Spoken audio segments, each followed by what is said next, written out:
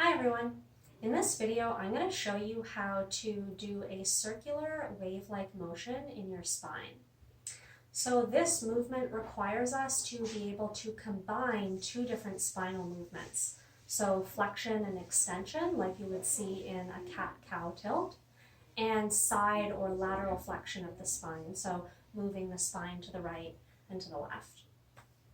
What I really like about this movement is it allows you to really explore the way your own spine moves. So both where it's really good at moving and where you maybe have less movement.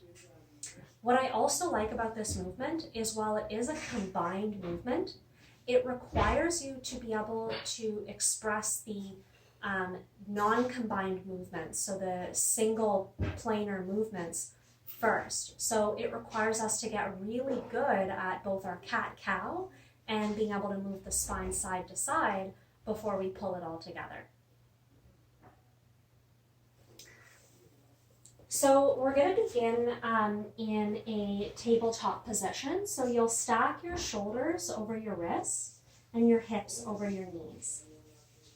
And if you're like me and you tend to really hyperextend through the elbows, see if you can bring a little softness into the joint, because we're looking for a lot of buoyancy and fluidity in the movement, so it's good for our muscles to be in a good position to be able to engage. So we'll find our nice spinal neutral, and we'll begin with some really simple cat-cow tilts, so exploring the extension of the spine, and then also exploring the flexion of your spine.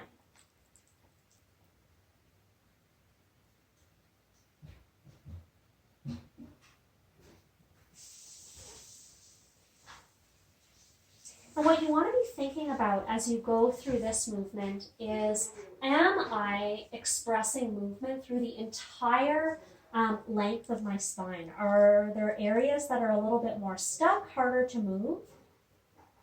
Or do I feel like I can really segmentally explore movement throughout the entire spine?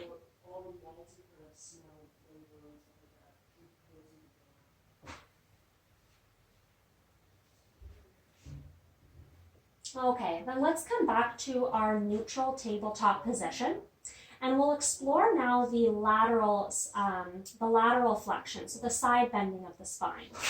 So you're going to think about pulling your left shoulder towards your left hip, and then reaching right shoulder towards right hip.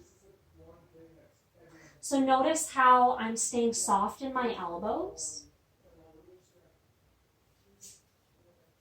And notice how I'm also trying to keep a relatively neutral spine in flexion and extension. So I'm trying not to have any cat or any cow in my table as I explore the side flexion.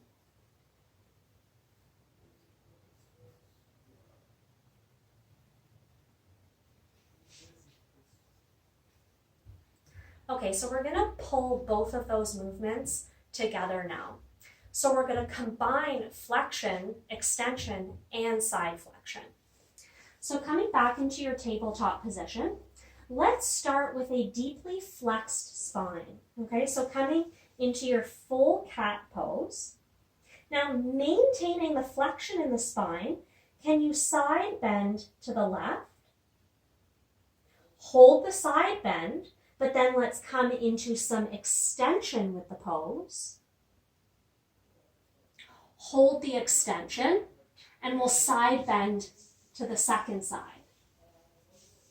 Now we'll hold the side bend, come out of extension into flexion from the side bend, and then come back to our flex position in the middle.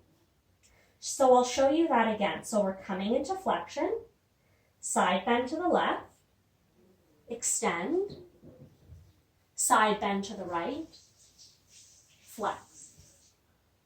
Back to center. We can go the other direction.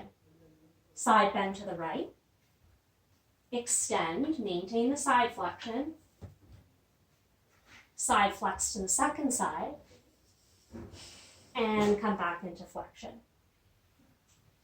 So Once we're starting to get used to each of the different positions, we can start to bring more fluidity and smoothness into the movement to try to make it seem a little bit less segmental and feel a bit more like the circular wave that we're trying to find. So let's try and see what that will look like.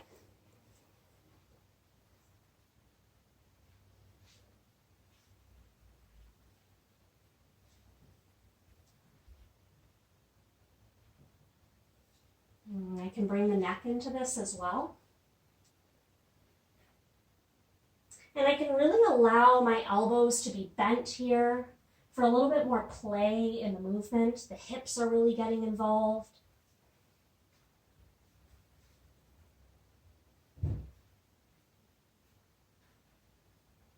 And I can move from side to side, switching directions. And we'll come back to center. So it might feel a little sticky at first. It might take a little bit of time to develop the motor patterning of the movement before it starts to feel smooth. But what I really like about this is it's a great way to start to learn how our spine moves, and it also feels really good.